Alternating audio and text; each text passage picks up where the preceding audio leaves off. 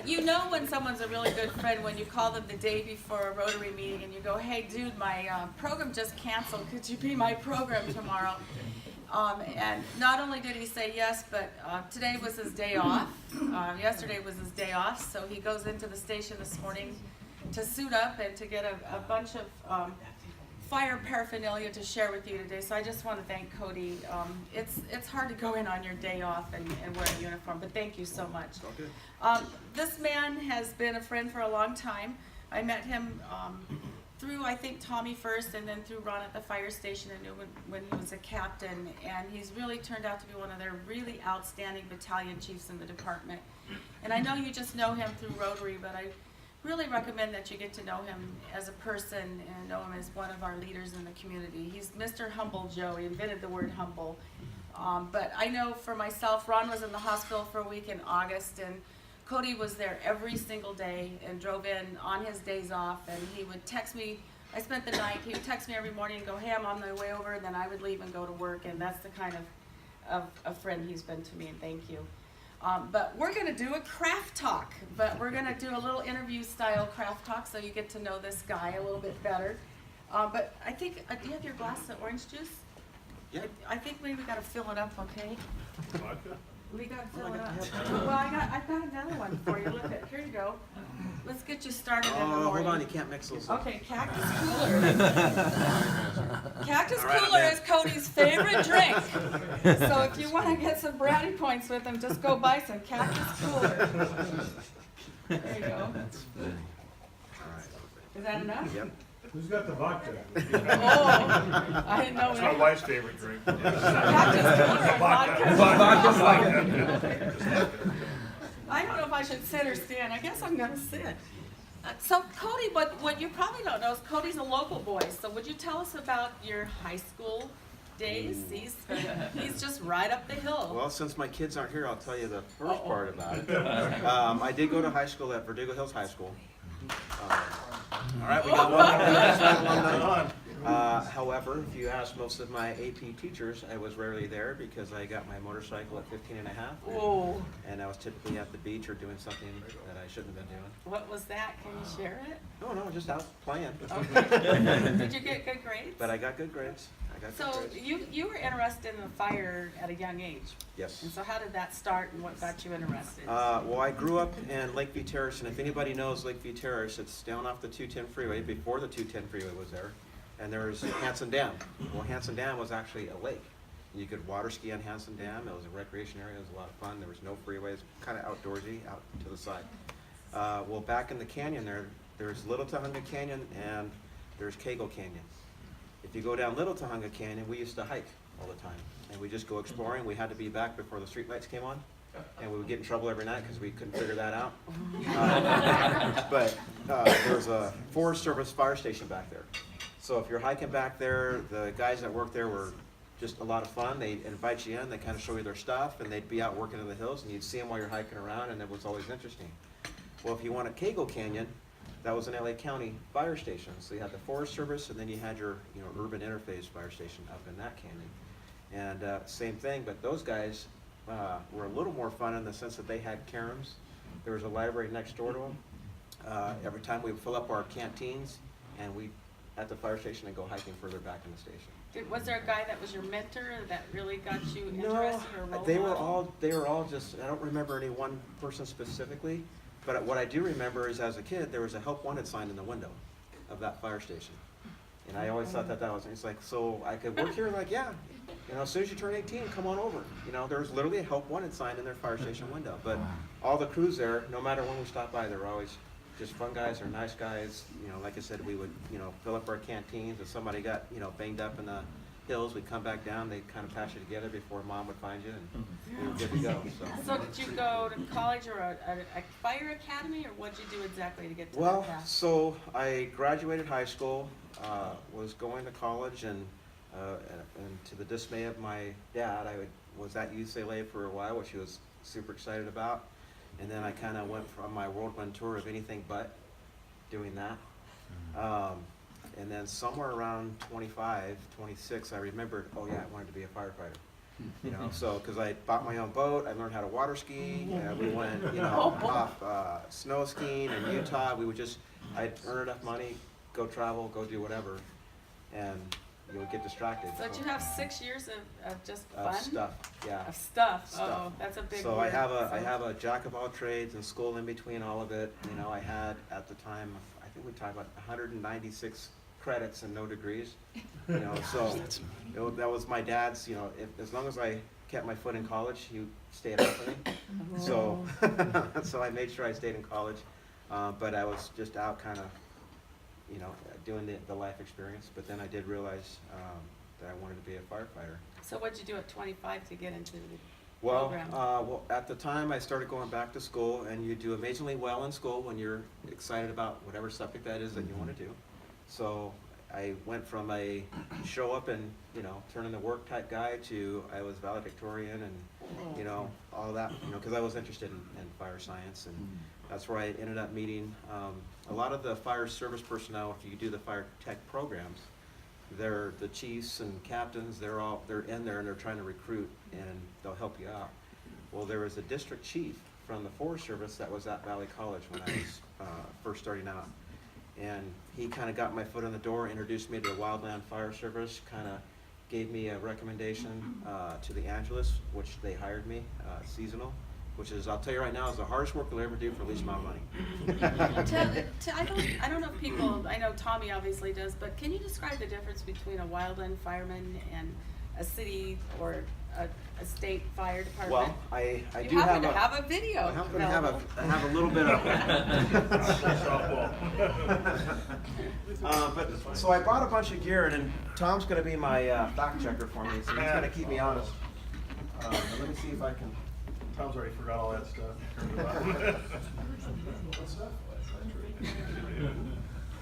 You should have, he wears Mickey ears. So we're going to see if we can get this up.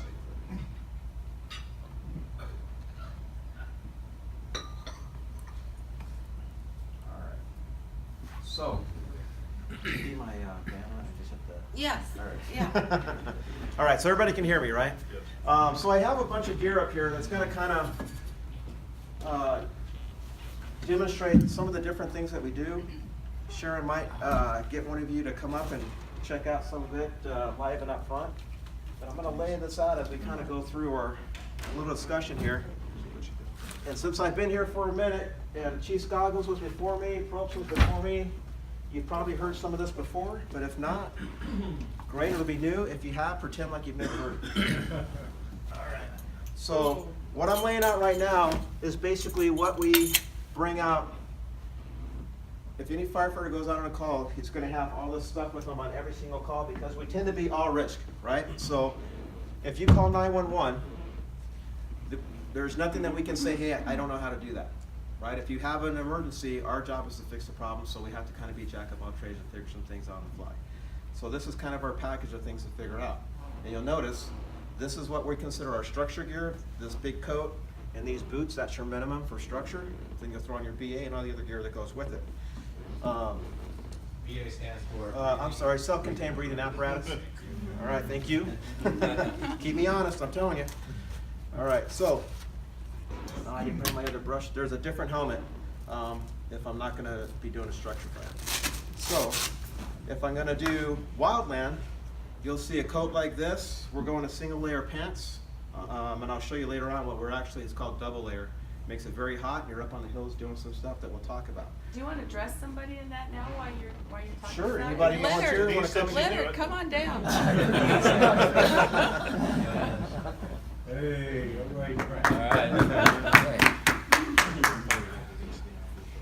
all right. All right, Leonard. First off, you gotta get rid of the shoes. Oh. Got a hole in the sock. Oops.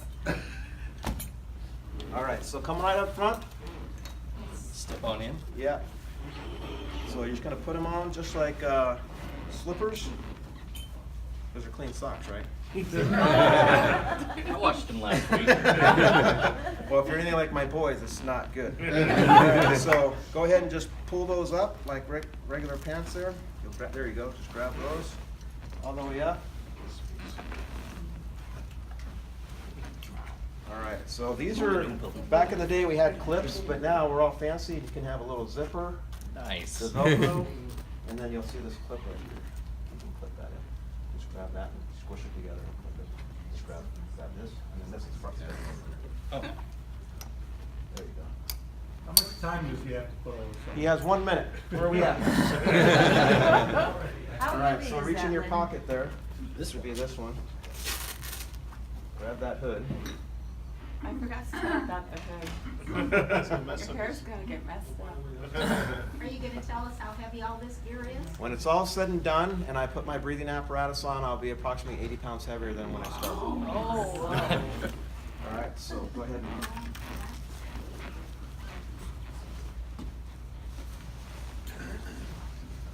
Fall.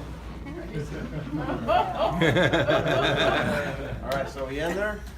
So your thumbs will go through the little wristlets. That keeps it from riding up. All right, so we're gonna go ahead and click the end. So again, they made this faster. Back in the day, we just had the clips, but we also have the Velcro. So what this does is I got my thermal barrier, I have my moisture barrier, and my heat barrier. Right, so this keeps all that hot stuff out. What I didn't bring with me today is my breathing apparatus. The reason he has this hood on is once we put the, you wanna put the mask on too? Oh, Let's take your glasses off.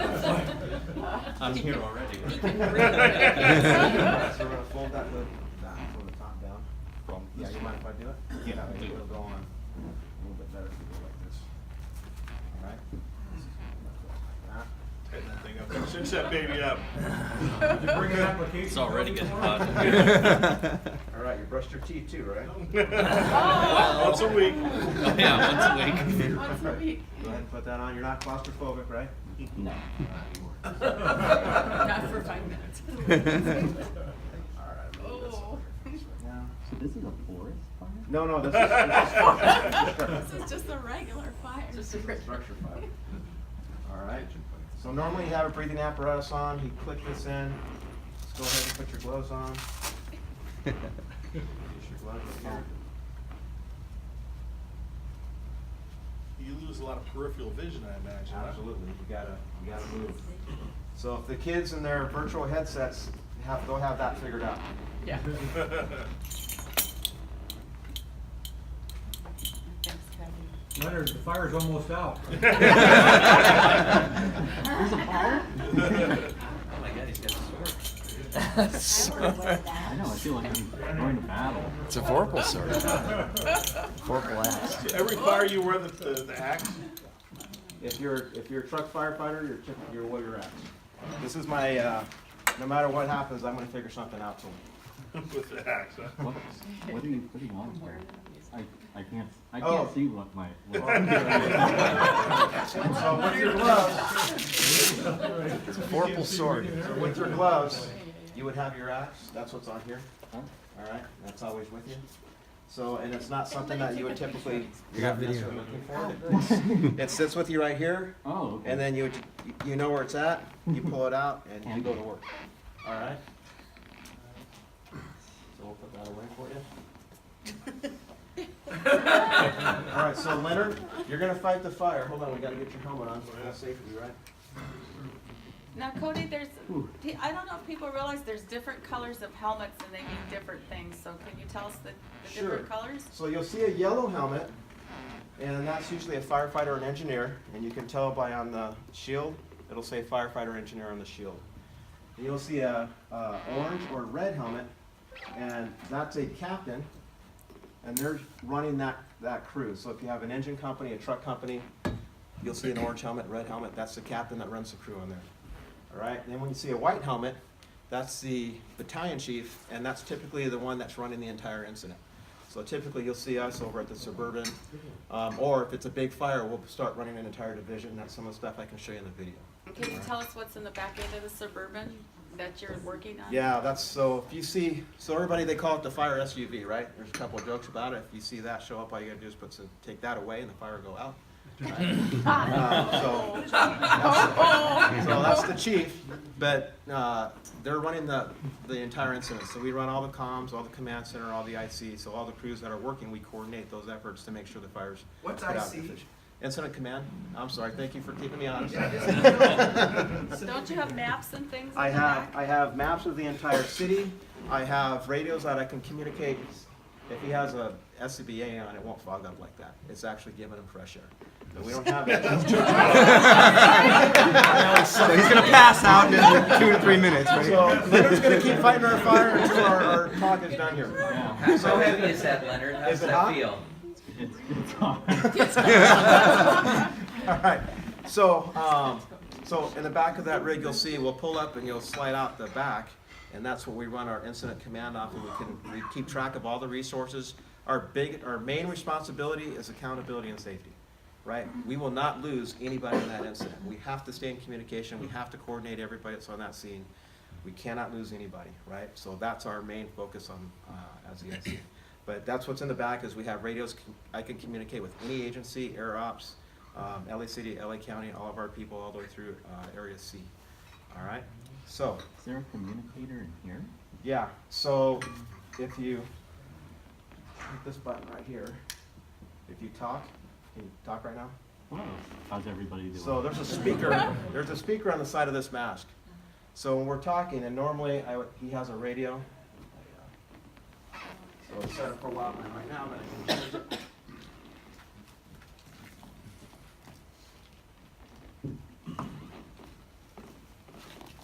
All right. So normally he's got a radio in here.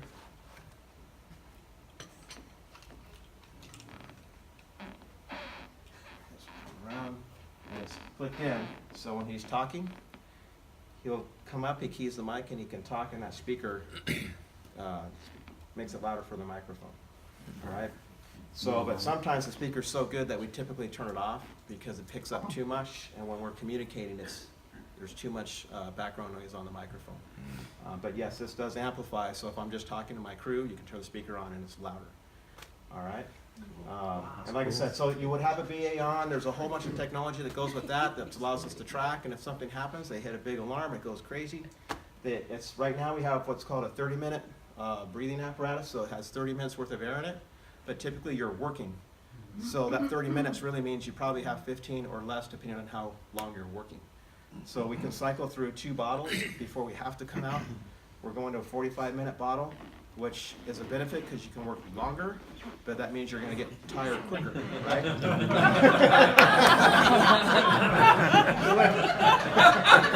That could be your new online profile pic for dating. With the chicks. Phil's going to take care of you, right? We're right on the homepage. Leonard available? Any other questions about that? Because Leonard's probably starting to sweat. You're gonna have to stay in there for 20 more minutes. Do 100 push-ups, Len. Does anybody Jumping have any jacks. questions for Leonard? So, does this suit have like any fire repellent? So it's made out of a material called Nomex and Kevlar. So and it's a design and a material that doesn't burn, right? I mean, up to a certain temperature. Everything burns at enough, give it enough heat, right? So that's what this outer shell is. It'll repel water and heat, right? And then interior, there's what's called a moisture barrier. So it keeps you from as water heats up, it doesn't give you the burns from the moisture barrier. And then there's an air barrier behind that, all right? So that's what this is designed to do, is to keep the products off of you. Back in the day, and Tom can probably attest to this, is all they had was a coat, a hood, and their helmet. They had their bunker boots, not the old turnout boots, and they would go to work, right? So I don't even think they had hoods, and they would kind of use the heat. You'd feel it on your ears, and you would see firefighters with blisters on their ears, and they knew, oh, I'm too close. Right? So right as I was coming on, and a little bit before that, that was that transition. So the LA City firefighters took me under their wings. You weren't allowed to be an explorer after you make 18, right? Or 21.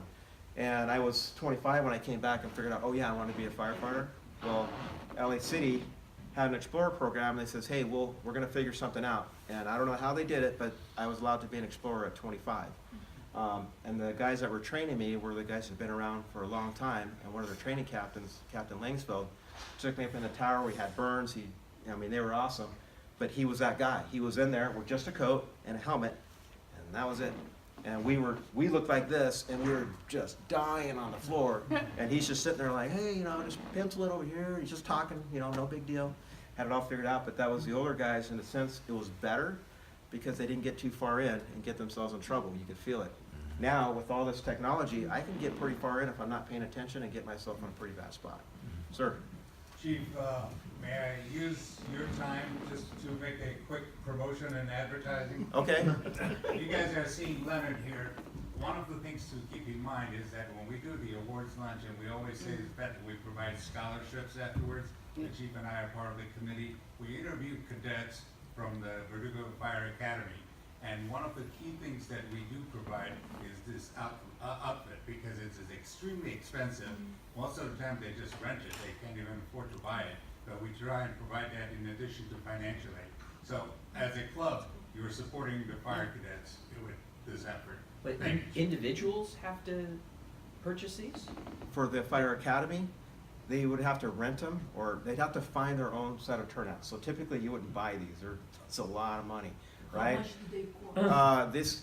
Tom, what was the last purchase you made? It was like $3,000.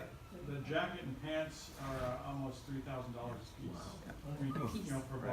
For a set. And that's before we add on all the extra, you gotta do pockets, and there's certain things that you do to detail it towards your department.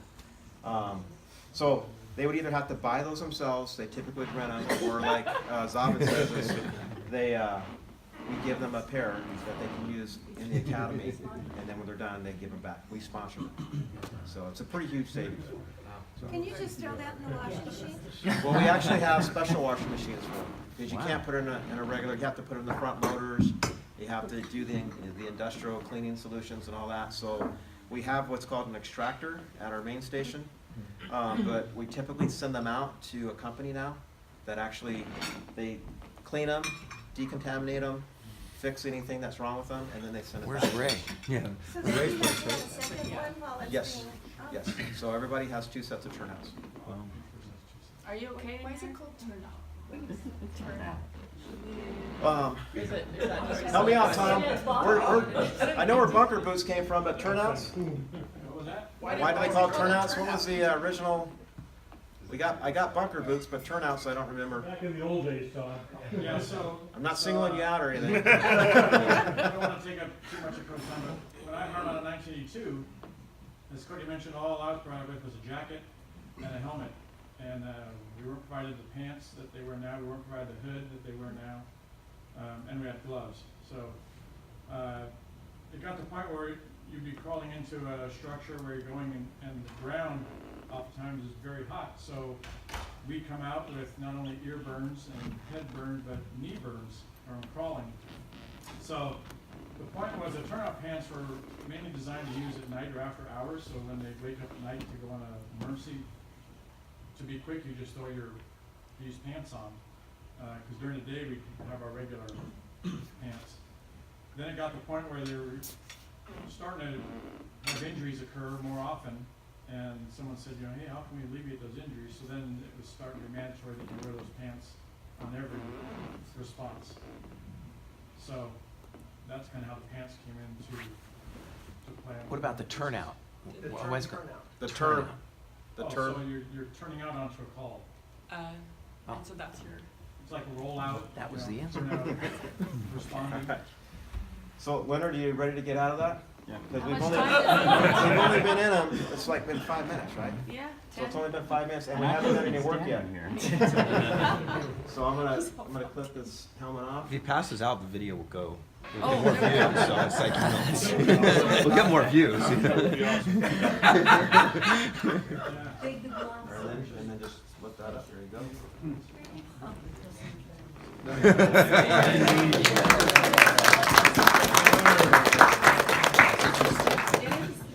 Don't get to be in a fire suit every day. That's right. So we'll take all of this.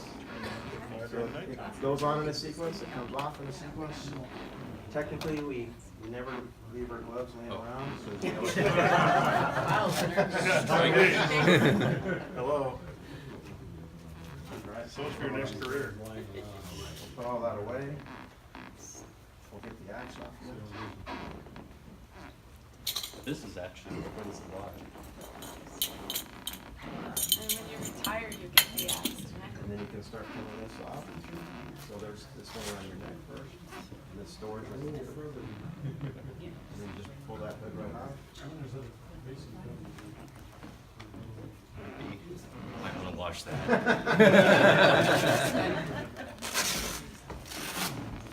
Just unslip them. Hey Cody, you guys really got poles that you slide down? We do.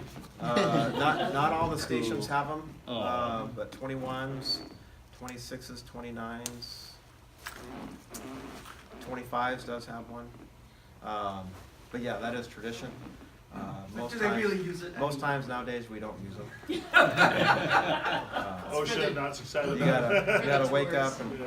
and make sure that you're not, and that, if you go on a fire station tour, you'll notice like at 21s, you go to the pole hole, there's a door in front of it, and the handle is up here, and not where the normal handle is, so you don't do the sweep walk and go down the wrong hole. So you wanna push them all the way down and get them over the boot. Just keep pushing them down till they're over the boot.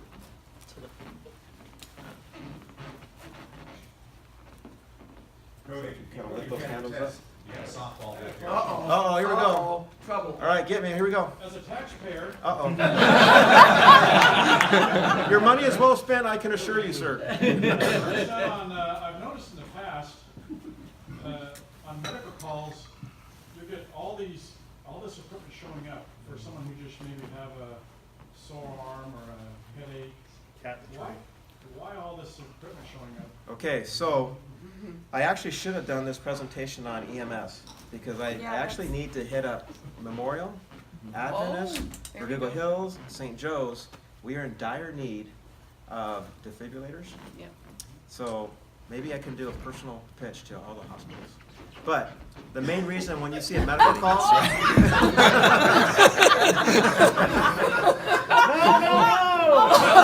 The whole point was to keep the package together. We'll fix it. See, you distracted me, and look what happened. Your shoes are right here, your glasses are right there. Thank you. Good job, lad. Hold a shower down in the back. Hey, do a before and after picture for Phil. Got it. So the reason you see all the equipment come, so we have to plan for a worst case scenario, right? You call 911, and you could say, hey, I stubbed my toe, and I need help. Okay, well, we'll show up. The reason we show up because, hey, the guy fell over. Well, he fell over because he had a heart attack and he's dead right now, right? We don't know. So we're gonna go there. We have what's called paramedic engines. Our paramedics are on the engines now. And then we have our ambulance. You have two hourly employees that are EMTs that are on the ambulance. So when you get there, everybody has a job to make sure that patient has the best chance of survivability. So I can't just go with two. We used to have an RA that had the medics on it, but even then I needed manpower to actually care for that patient. So let's say there is a full arrest, all right? And let's say they're as heavy as me or bigger. Typically, the average patient is about, say, 220. And they're always on the third floor, and they're always in the back unit. So, if you get me, and I'm on the third floor in the back unit, and just from a medical perspective, so somebody, they're not breathing, right? They've had a heart attack. Somebody has to do compressions, that's one, right? Somebody has to breathe for them, that's two, right? Somebody has to get an IV and start doing the drugs, that's three. Somebody's got to make base contact with the hospitals to say, hey, this is what we have, these are the drugs that we started, they're gonna give you orders to do the rest of the stuff, right? And now, I have to have somebody that's got the gurney for them, brings in all the extra gear, and we have to get that person from that top floor all the way down and into the ambulance, and that's where the rest of the crew comes in and starts helping out with that, right? And then we have to follow up to the hospital and get all that equipment and personnel to the hospital to take care of the patient. The good thing is, and I'm sure Tri will attest to it, is the survivability rates in Glendale. I am telling you, if you wanna get hurt, you get hurt in Glendale, all right? Because our survivability rates are off the chart. We do awesome. And it amazes me, and I call it the protective dome. If you tend to get in an accident in Glendale, I don't understand how people roll their cars 3-4 times and hit a wall and they get out and walk away and life's good.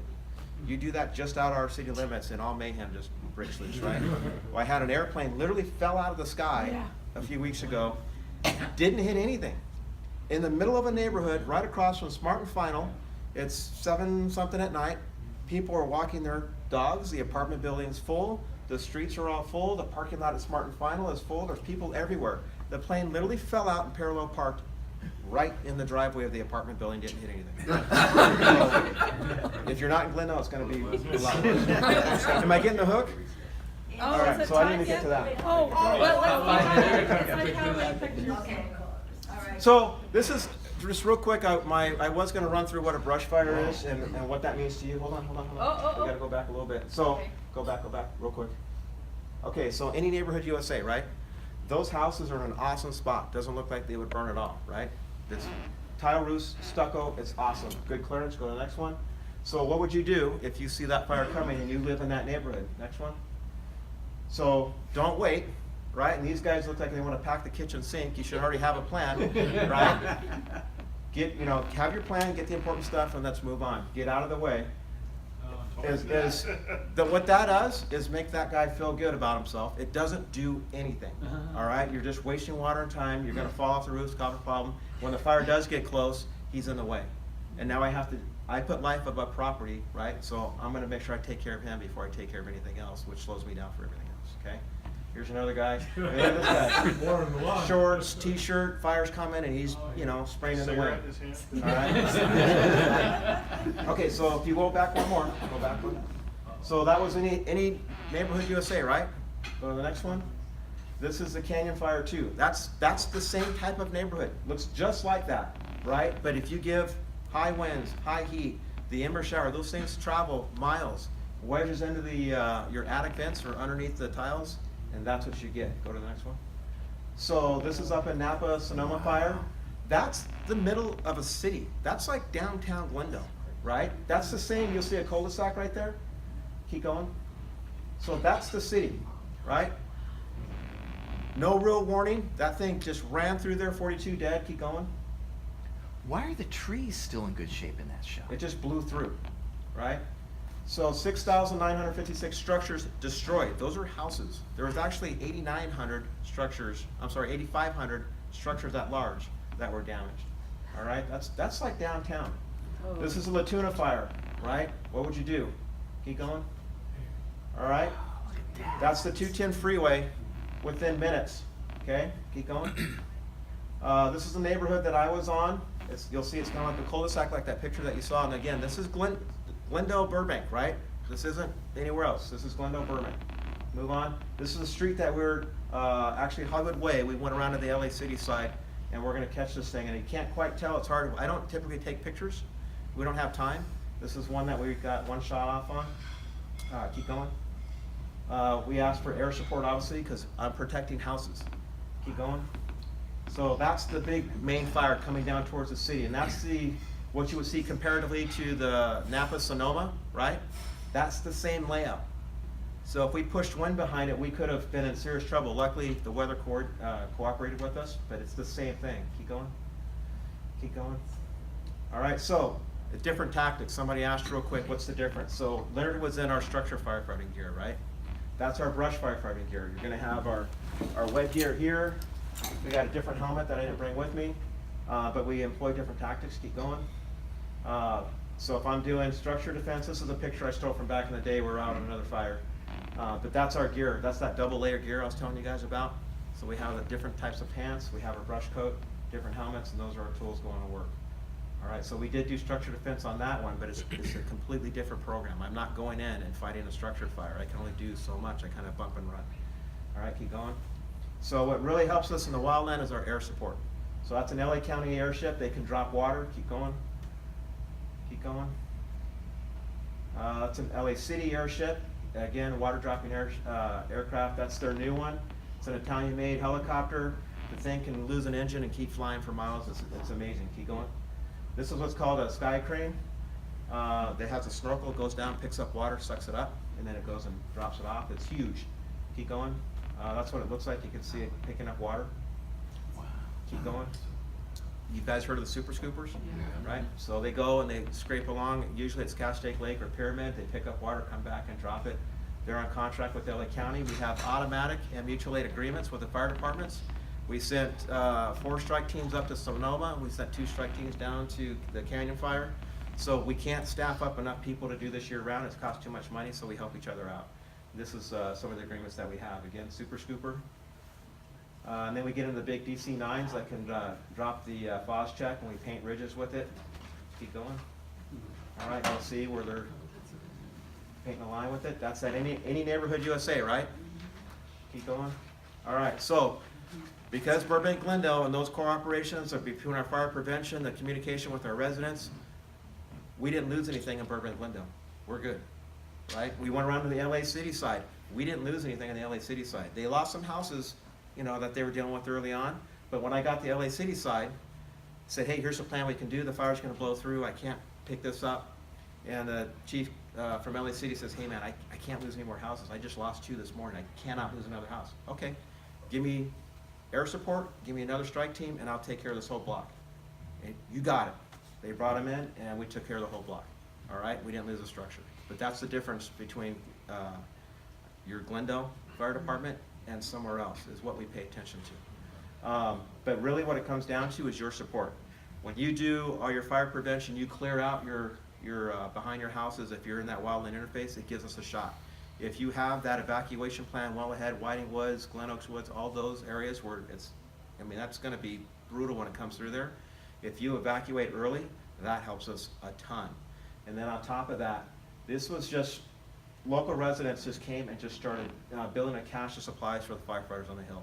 I mean, we were burning. I mean, I was like 2.5 days, red-eyed, just making it work. We were just up doing it, and the residents were awesome. If you keep going.